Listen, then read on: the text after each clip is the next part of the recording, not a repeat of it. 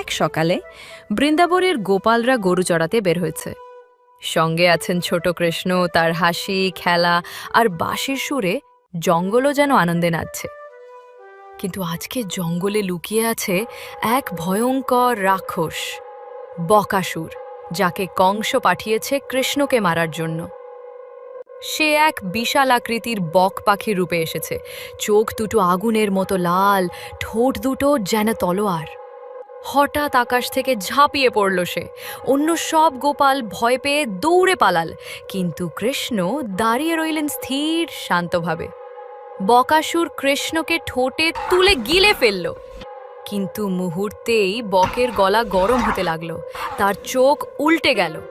ভেতর থেকে কৃষ্ণ বেরিয়ে এলেন নির্ভীক, দীপ্ত। তিনি দু হাত দিয়ে বকের বিশাল ঠোঁট দুটো ধরে ফাটিয়ে দিলেন এক লহমায়। বকাসুর দেহ পড়ে রইল নিথর। আকাশ থেকে দেবতারা ফুল বর্ষণ করলেন, গোপালরা দৌড়ে এসে কৃষ্ণকে জড়িয়ে ধরল। কৃষ্ণ শুধু মুচকি হেসে বললেন, ভয় করো না, আমি আছি তোমাদের সঙ্গে।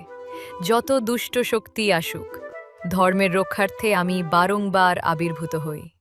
যাদের হৃদয়ে ভক্তি ও বিশ্বাস আছে, তাদের রক্ষা করাই আমার একমাত্র কর্তব্য।